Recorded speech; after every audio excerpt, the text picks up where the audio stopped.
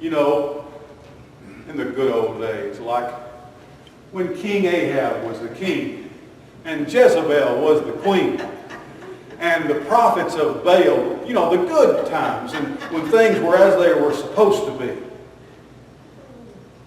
Did you study that in Sunday school this morning? You know what Elijah said? I'm the only one. I'm the only one left. Woe is me. Ain't nobody, Lord, I love you. I've been so jealous for you. And I've been working so hard, but I'm the only one, and I just wish you'd just let me die. The good old days. Yeah, there have been times better than this. And there will be times better than they are now. King Ahab, the worst king, worse than any president we've ever elected.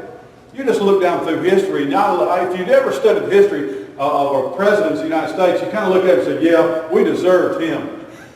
We should, we needed a president like that. We got exactly what we wanted. Joanne said in Sunday school this morning, it's not a good idea to get what you deserve. Every once in a while, we'll get a president that we actually voted for and we deserve him. King Ahab is dead. He's not only dust, he's dust in the wind. Just a few days after King Jezebel said, you tell Elijah I'm coming for him. I'm going to get him. By this time tomorrow, he's going to be dead. Yes, it was dead by this time tomorrow. It was Jezebel.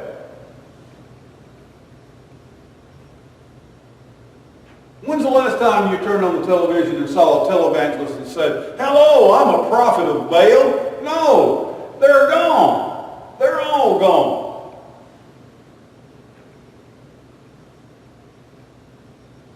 Elijah had a great message. He got up. That was last Sunday's Sunday school lesson. He said, how long halt you between two opinions? He said, come on, we're going to decide something today. You need to get on with it. You need to, if God is the Lord, you need to serve him. If Baal is the Lord, you need to follow him with everything you got. So let's figure it out. Let's get it. Let's throw down right here. Fill your hand. I don't even know if Elijah knew exactly what God was going to do. He might have been as surprised as anybody. And God said, this is the living version, he said, shut up. You're not the only one. I got 7,000 out there and you don't even know about it. He said, I got people everywhere. God said, I got people everywhere. He says, not only, I'm not just the God of the Jews. He says, I want you to go to Syria. He said, God, Syria? We don't even have nothing to do with Syria. Who's Syria? I want you to go there. I want you to anoint them a new king. And I want you to go down. He said, but I'm in Judah. He said, I want you to go down to Israel. I want you to anoint Jehu to be the king over Israel. Good. And he says, and also, you're fired.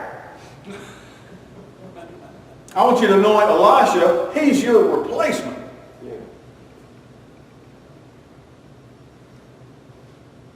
And Elijah said, I only got one prayer. I just want to die. And God says, no. Not only no, but not ever. Yeah. Elijah, you're not ever going to die. How's that for not answering your prayer? No, you're not going to die. And I'm not going to kill you. And Jezebel's not going to kill you. You're not ever going to die. So I'm thinking, man, that's really putting a prayer down. That's not only saying no, that's putting it down like a cigarette. No, and no, not ever. You can listen to the news and look, our country's just so, everything's so bad and gas is so high and the church attendance is down and we're not baptizing people and it's just so bad and the shelves are empty and there's a war in Ukraine. God says, I got this. This is, bad things happen and it's all part of the plan. There are some of our loved ones right now, friends and loved ones who are going through difficult times. Pray for Danny Ward. So he's still recovering from his surgery. Pray for Terry Ward as she's putting up with Danny Ward. Pray for Mackie Watts. Mackie's in the hospital. Our friend Milton Mahaffey. We've been praying for Milton and for Doris for a while now. It seems like Milton has been very ill for a very long time, but I served with Doris and Milton at the Old Park Baptist Church many years ago, and I treasured my service with him. He took me out on Meals on Wheels with him one time, and I've watched him serve meals with the disaster relief. I saw him riding his bicycle all over southeast Decatur. He went home to be with the Lord, and Doris has recently had surgery. Continue to pray for Doris. Pray for the Cook family, the Buell family, Mahaffey family. Pray for Victoria. Pray for Ann, Donna. Pray for Betsy and Ned. Pray for each other. Call out for strength. You know, everybody wants to get out of trouble. Don't just pray for deliverance and escape. Don't just pray for a back hatch. Pray for victory in Jesus. You know, you can't have victory in Jesus unless you're in the game. You can't have victory unless you're on the field. Even if you're on the sideline, you got to fight if you're going to have a victory. That's what victory in Jesus. I won the fight. But you're saying, oh, Lord, stop the fight. Keep me safe. Stop the pain. That's all. We all have those tendencies. Well, pray for strength. Lord, evidently you want me to go through this, so I'm not asking you to stop it or quit it or get me out of it. I'm saying, show me what to do. I'm going to go upward, onward. Shoebox items. Small dolls, matchbox cars, Happy Meal toys, small balls. Lots of little toys that'll fit into these kind of things for the month of July. We're wrapping things up. We're headed. I can almost see the goal line. If you need some help, Andy Crow is our Mission Box main on-site contact person. But to contact Linda Henry and Chandra to find out what do we need, what's going on, what can we do, where can we help. We'll soon be packing those up. I'm looking forward to having Bucket come and preach to us again. Tell us what's going on, what he's been up to. Okay, let's look at that next slide there. Now, our deacons several months ago said, let's do something for St. Jude Children's Hospital. And so I recommended that we make a gift in conjunction with Vacation Bible School. And we even received an offering. But God's blessed us. You've been faithful. You continue to be faithful in giving. You've been generous in your contributions. And so our treasurer is going to cut a check for $1,000 and send it to St. Jude Children's Hospital.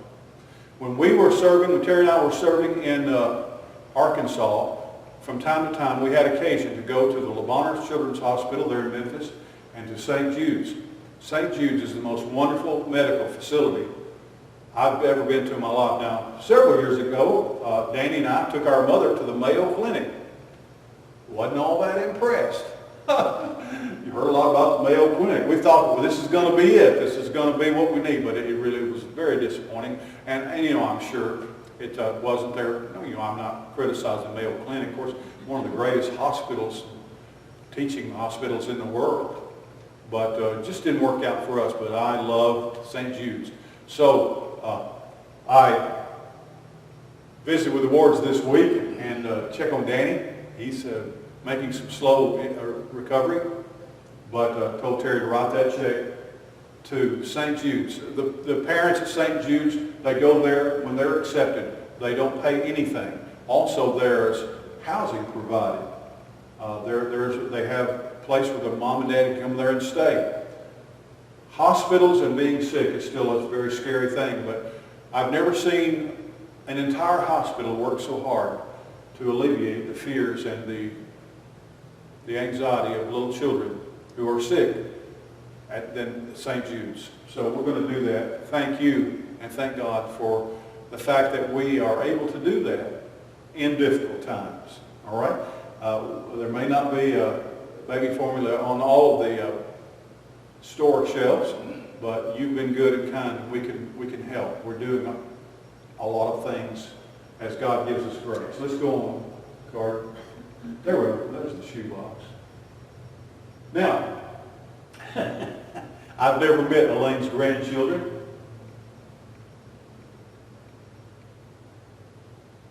but I'd like to. This is Elaine Balch. She is Phil Waldrop's cousin. We all know Phil, and we support Phil's ministry. When I became a Christian at the Flint Baptist Church, soon after that, Ed and Elaine Balch became the youth directors and leaders in our church. And they invited us into their home, and they raised us spiritually. I mean, there were probably 30 or 40 of us. During that time, Terry lived in a little community called Pleasant Valley, and she and her family, they were members at the Pleasant Valley Baptist Church. But as happens sometimes, we had a large youth group, and there weren't many teenagers that were attending Pleasant Valley. And it was just our fortune that during that time, I grew up knowing Terry and her family. She was a grade younger than me. We went to the same Flint Elementary School. But Terry began attending and moved her membership to the Flint Baptist Church. And so she grew up under the love and care of Ed and Elaine. Ed went to be with the Lord a number of years ago. A couple of years ago, Elaine became very, very sick, and she nearly died. And none of us are going to live forever, but she is healthy now for, as what she would probably spank me for this, for a woman her age.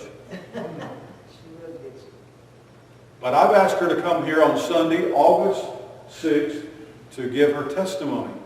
And she's a cancer survivor. And as I said, something's going to get us sooner or later. But God did save her and deliver her from the very edge of the precipice. So Danny and I attended the men's gridiron conference, and Elaine was there working. And I said, well, I'm just going to call you. And I called her a couple of weeks ago. And I've been running into old Flint members. I saw Randy Barbary at Kroger's yesterday. Didn't seem like it was his Kroger's, but there he was nonetheless. Evidently, he just can't stay away, even if he's in Hartselle. But he may work there now, I don't know. He's one of our young people from Flint. Come and hear Elaine. She'll be encouraging to you. She's not a speaker.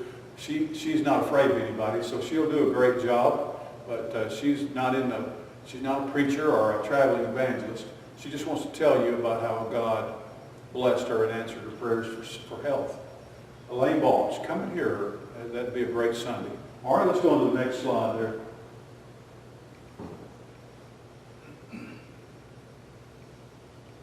I think this was about the third or fourth episode of The Chosen. And Jesus was camping out. And he did that a lot. He was on the road. His ministry was about to begin. And some little children finished their chores and then went out kind of away from home to kind of play in the woods. We used to play in the pines. And the pines don't even exist. There was a big thicket of pine trees right across the street from where we lived. It was just pine trees, probably about 2 or 3 acres. And we played over there. Kids loved to play, at least the kids I grew up with, we loved playing out in the woods. Now, Flint, where we lived, and so we're not country kids. When we went out to visit our cousins in Limestone County, they were actually country people. And they lived next to the woods. They actually had some woods behind their house. But these little kids found Jesus. And so their numbers began to grow. And pretty soon, he had a pretty good little congregation. He was camping out there, and they'd come out there every day to talk to him and play and to watch him work. He was making some things, carpentry things.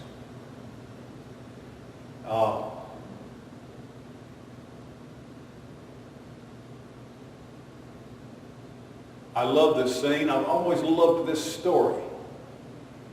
Let me share with you what Jesus says and taught and what he wants us to know about children.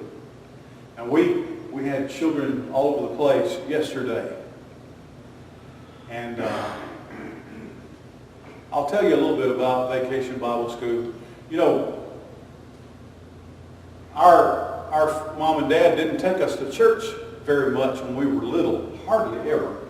But I remember even before Danny was born, my mother always took me to Vacation Bible School. I remember when I was just a little bitty fellow. There would be a big long line of kids waiting out on the front steps of a church somewhere in Pontiac. And she would leave me there and go away. I must have been only 3 or 4 years old. I'm not saying that my mother was a bad mother. I said that was a different time. I was going to be okay. I turned out all right. I went to Vacation Bible School. I always did. And so Terry and I have been doing ministry nearly 50 years as pastor. We served in Vacation Bible School before we married. But everywhere we have served, we have always had every year a Vacation Bible School, because we know some kids come to Vacation Bible School and they don't go to church anywhere. They never go to church. They never hear about Jesus. There was a time in Southern Baptist history, in our literature, where kids would come to Bible school and they'd learn about Elijah and Moses and Daniel in the lion's den. Along around about, I guess in the early or mid-90s, somebody in the Southern Baptist Convention came along and said, hey, when these kids come to Bible school, you know who we need to be talking about? Jesus. We need to tell these kids about Jesus. I love Moses. I love Elijah and Daniel and all the old talent, but they need to know Jesus. And so every year, every Vacation Bible School that we began doing since that time, somebody said, that's a really good idea. I don't know why we didn't think of that. Yes, study the whole Bible. The whole Bible's good. But sometimes we get this one shot. There are kids that I know that we've had in Bible school and I have never seen them again. But I know that we told them about Jesus. We told them about Jesus. Let's look at this next slide. You can turn with me in Matthew's Gospel, chapter 18, starting with verse 1. At that time, the disciples came to Jesus, and they asked him, who then is the greatest in the kingdom of heaven? It seems like the disciples, and you and I are sometimes, about who's most important. Now, we may not be as brazen as they are. They were trying to figure out, is it me? Am I the most important person in the kingdom? And but Jesus was just about to discourage any thought of that. Here's the thought that we should come away with this. Listen, I've been a Christian since 1970. I gave my life to Christ in 1970. When Isaiah was saying, God said, my thoughts are not your thoughts, your ways are not my ways. And let me tell you something. I study the Bible and I pray, and I spent my whole life immersing myself in everything I could find about God. And I'm finding that after all these years, I hardly ever know what he's thinking. And when I think I know what's on his mind, I'm almost always wrong. I'm the only one left. And God says, no, you don't know everything. Ahab's king, and then we're just all going to hell in a half. No, Ahab's not going to always be the king. Things are about to change.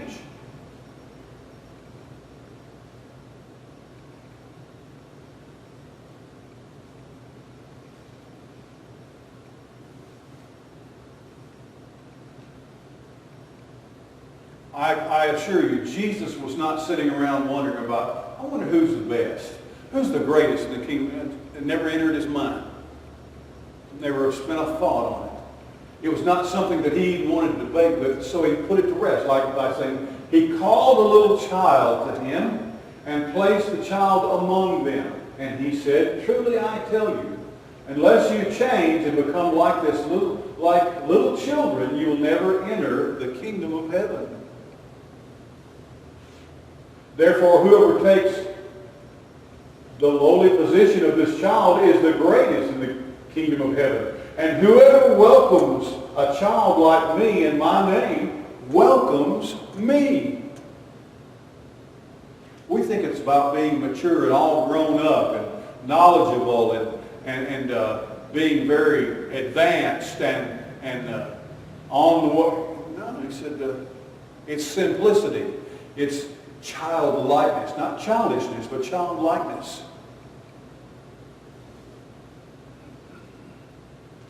I'm sure all the little kids we had yesterday in Bible school, none of them were perfect. maybe a few of them, but you know,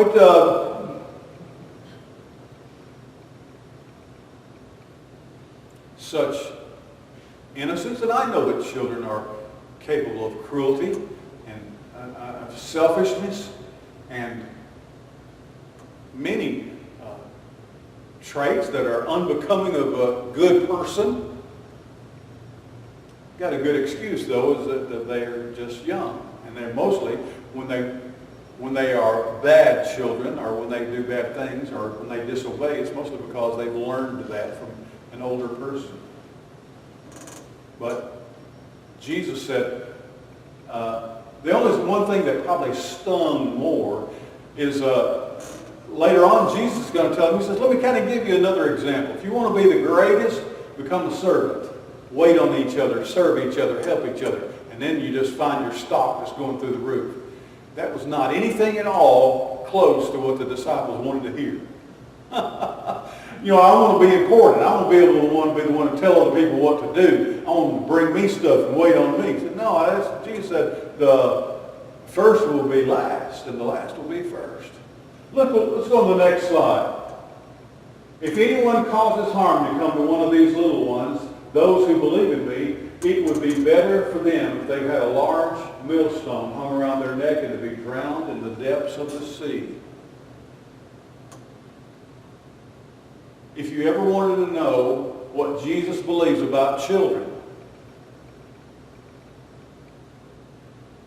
if you think Mrs. Reeves, is one day there's going to be a child. There's a child already. Got pictures of him, don't you?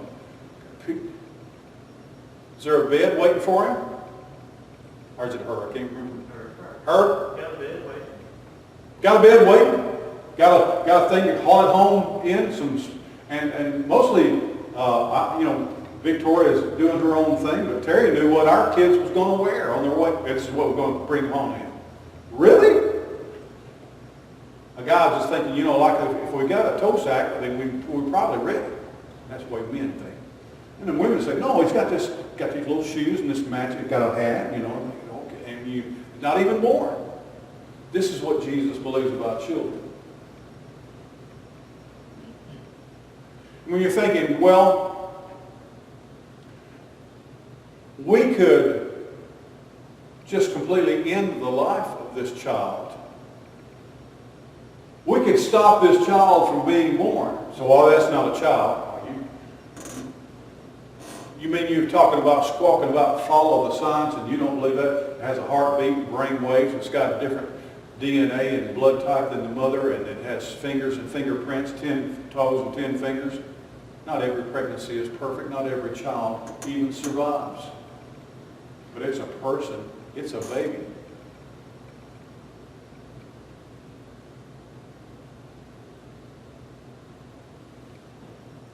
Jesus said, okay, if we're trying to make, Jesus said, I believe in choice. Jesus said, here's your choice. If you harm one of these little children, you're going to wish you never had. He says, here's your choice. Instead of harming that child, why don't you just have someone tie a millstone around your neck and throw you into the deepest ocean instead of harming the child?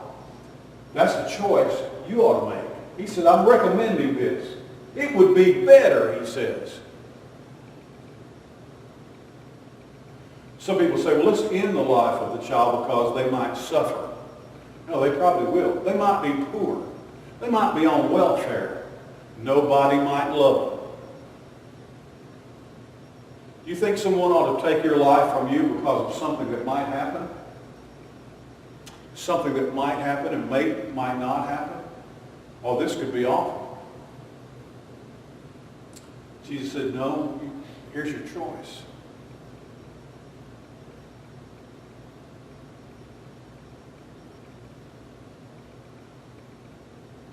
Look at this next slide. This is an awful slide. I debated and prayed about whether I wanted to show you this or not. That's the most awful thing I can imagine. This is what Jesus is asking us to imagine. A millstone is a huge stone it's a circular stone with a hole in the middle, and they would mill grain, put corn in it, and different kinds of wheat, and they would put the grain in there and grind it. It would mill grain into flour and meal. That's a terrible image. Jesus sometimes could say, oh, Jesus, man, that doesn't sound like loving Jesus, meek and mild. Tender Jesus, meek and mild. That's pretty nasty stuff. Yeah, that's, feel pretty strong about that. This would be a whole lot better. This would be a whole lot better. I recommend it, Jesus said. If you're thinking about instead of harming a child, he said, I recommend this instead of that.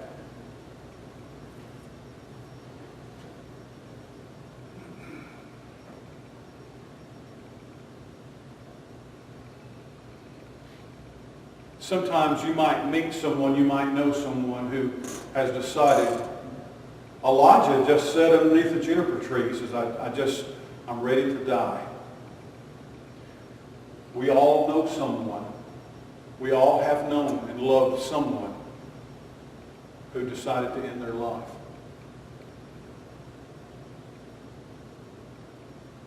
And that's a terrible place for any human being to come to. And if there was anything we could have seen it or known it, if we could have stopped it, we would have tried to help them in some way. As I've tried to help people, and maybe you've tried to help people, and it's such a helpless feeling, and it's such a brokenheartedness when someone that we care about, someone we love, decides, I would rather die. We don't know what tomorrow holds. Sometimes we might say, well, we could end the life because there's going to be more pain, or there's going to be more suffering, there's going to be more hurt and more emptiness. There's going to be, yes, maybe there will be. I can't promise you that things are going to get better. But I want you to live. I want you to live. Let's always choose to live. Our life is a precious gift of God, and yes, sometimes it hurts and it gets dark. But don't dodge the dance. Don't check out because of the way things are or the way you think things will be. We must never end our life or the life of someone else, because we think it will save them or deliver them from problems and hurt and pain and difficulty. We never know what's going to happen next. Let's go on. Get away from that slide.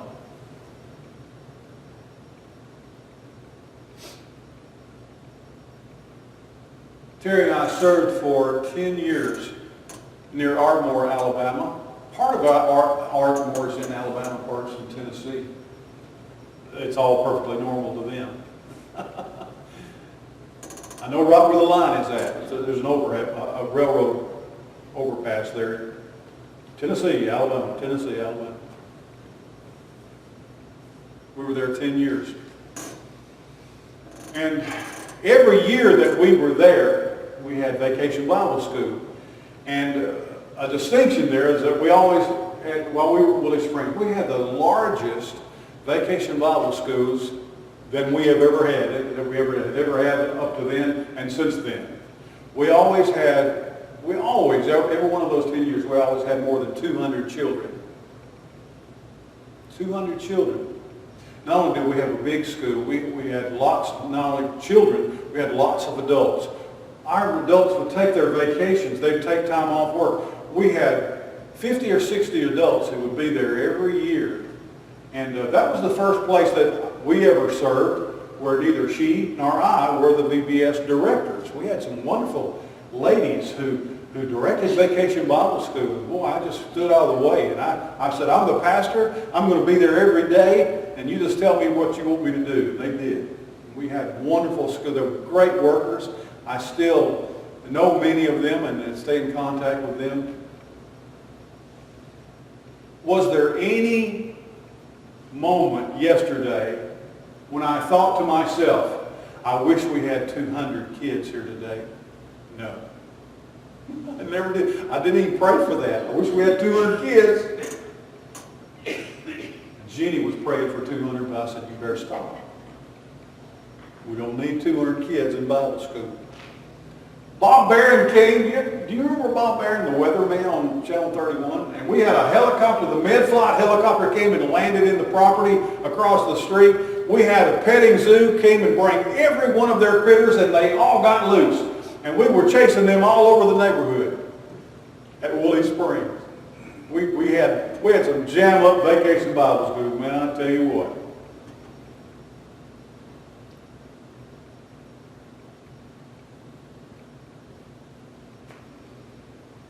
Back in 1994, I was finishing up my last year at Woolly Springs. And on a Saturday, someone tracked me down. That was before pagers and cell phones, and no way to reach out, send a text or call. Someone came and found me and said, there's been an accident out on Highway 53. Highway 53 turns into Jordan Lane in Huntsville, and it's probably one of the most busy highways connecting Ardmore and Huntsville. And that's the way a lot of people get to and from work.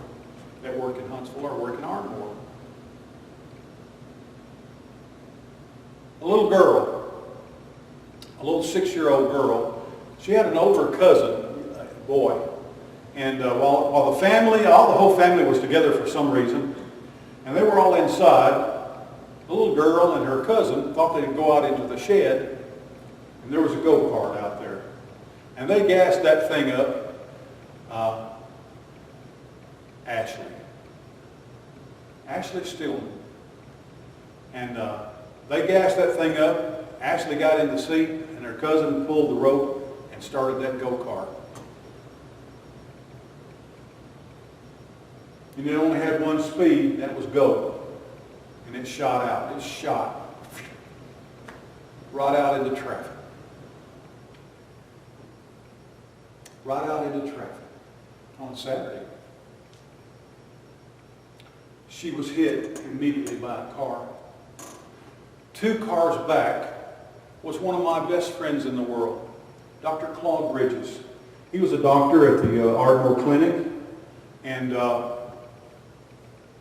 if I could have picked anybody in the entire world that I would like to be on site in an accident or calamity or a tragedy, it would be him. He was 2 cars back. He stopped. And he went to the little girl. And he did everything that he could. He's just an excellent doctor, but he was not able to help her. And she died.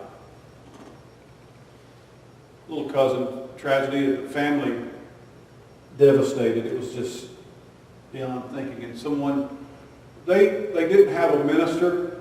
None of them went to church anywhere. They didn't have a church family. And but somebody thought they need somebody. And they sent to me.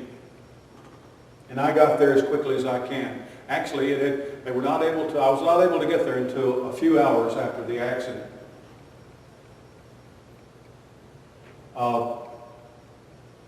They lived in a little mobile home just about a half mile on the same road that the church was on, just about a half mile down the road from the church. And I went over there to the Stillman home. And there were lots of cars parked along the road and in the yard. Lots of people there. And the little house trailer was just cram-packed full of family members. And I just walked in. I kind of just nodded. I didn't know anybody. I didn't recognize anybody. I just kind of nodded at people. I was headed in. I figured who I needed to see probably was inside. I didn't know. I was just letting the Lord lead me. And I nodded at the men that were kind of men, boys around out in the front yard, smoking and carrying on, talking quiet in hushed tones. And so I went into the trailer, and it was, as I said, it was full. First thing I saw came right into the home. And right there, right in front of the door, was the refrigerator. That's the first thing I saw. Of course, all those people around. But I got a straight line of sight to the refrigerator. All over that refrigerator were drawings and little puzzles and cutouts and crafts and popsicle sticks. And I recognized them all. If you went back here in the back and got me something that the kids made yesterday, I would know it was from Spark Studio, VBS. And so I saw all of this on the refrigerator. Now, I didn't know it at the time, but the Ardmore Community Shopper had already published a photograph of me standing with one of our kids' classes, one of our classes, and it was about 30 kids on the front page of the Shopper, and I got to pose with them, and they had already published that. I didn't realize that, but that was Ashley's class, and she was in that picture. She was in that photograph.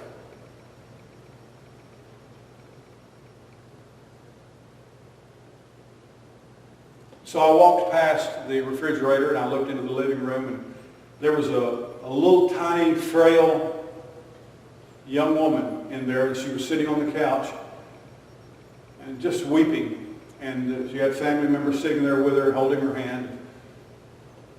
I thought, well, I wonder, that must be the mother. So I went right over there and I got down on one knee in front of her, and I said, I started saying, hello. And then she says, you're Brother Dennis, the pastor at Willie Springs. I said, yes, I am.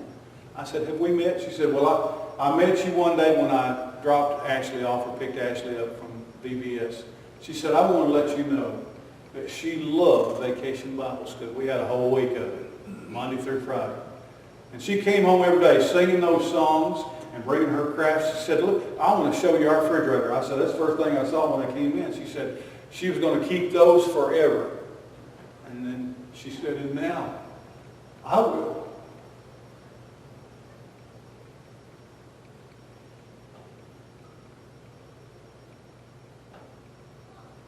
They didn't have a preacher, but I preached Ashley's funeral. She's buried in the Gatlin Cemetery in Tennessee, right across the Tennessee line there. The Sunday after her funeral, every member of her family came to our church. There are 3 or 4, and our pews went from one side of the church to the other. There was gigantic 800-pound pews there, or maybe 1,500 pounds. But they filled 3 or 4, just her family came to church.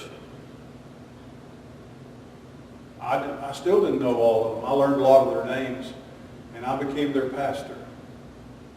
And I tried to minister to them, and we had a wonderful opportunity. I baptized some of them.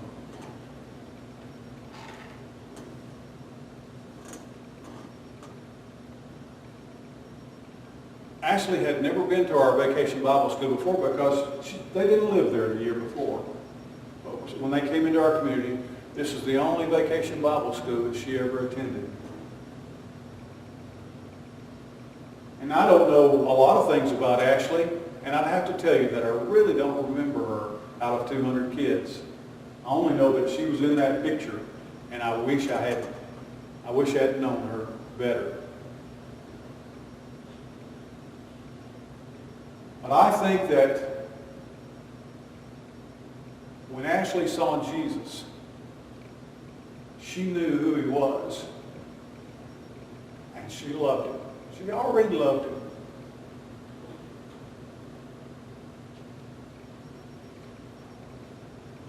Tammy had already been divorced. The young man who was her stepfather was devastated by her death. Was her stepfather, and I met her father as well, but her family had already been through a divorce.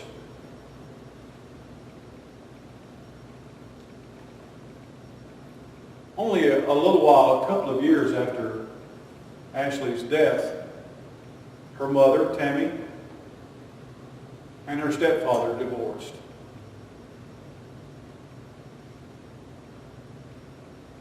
In 2010, Tammy died. She became the vice bank president at a community bank there in Ardmore. And in 2010, she died.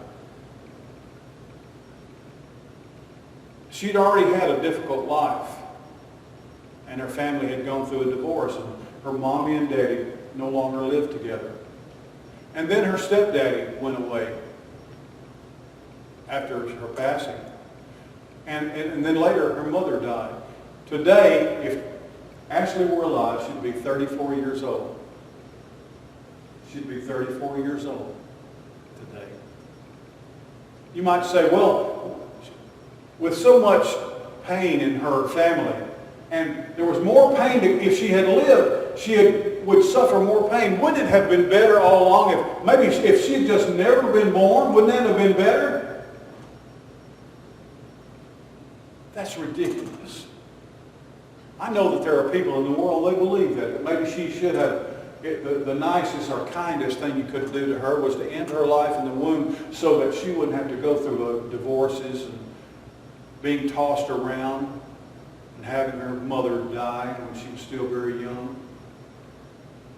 She could have been saved from all that sadness and pain.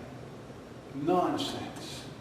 That's nonsense. She was alive, and she was a wonderful life, and they loved her, and they wouldn't do, and there's no one in her family that would ever trade anything for the memory of her life.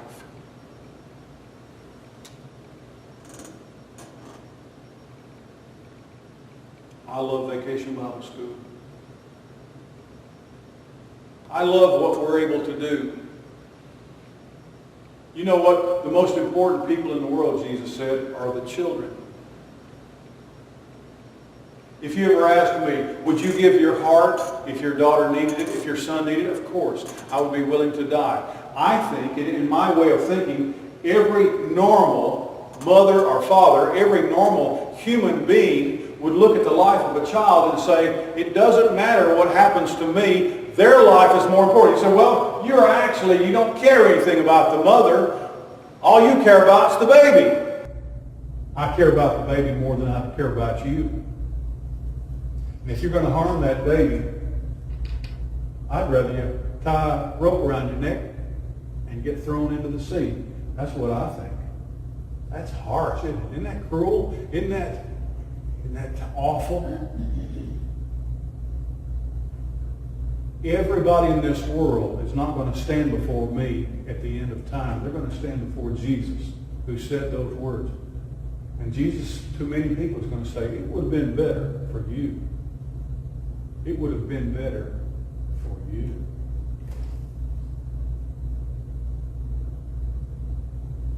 I could tell you story after story after story of little boys and little girls, children.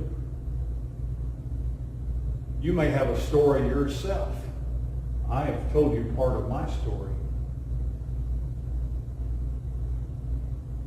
God bless you as a church for continuing to do the work. If you ever get to a place where you say, oh, it's all coming undone, it's all unraveled, it's all going away, it's so terrible. It's not. No, it's not. If you could have been here yesterday, you would have seen that. Let's continue to do the work. Let's continue to love, shine, and share. Let me pray our invitation today. I don't know how you might respond to a message like this, but I hope that you will look and develop what you believe and what you stand on and what you're committed to, not on your own reasoning and what you have been suggested to you as possible solutions, but look to see what Jesus said about any of the things in our life and let him be your guide. You know, Jesus thought that the life that God has given is the greatest treasure that God has ever created. That's when he gave his life for us. We can understand what that means. Let's pray together. Lord Jesus, thank you for loving us with your life. We know how much life means to you, and yet you gave up your life for us.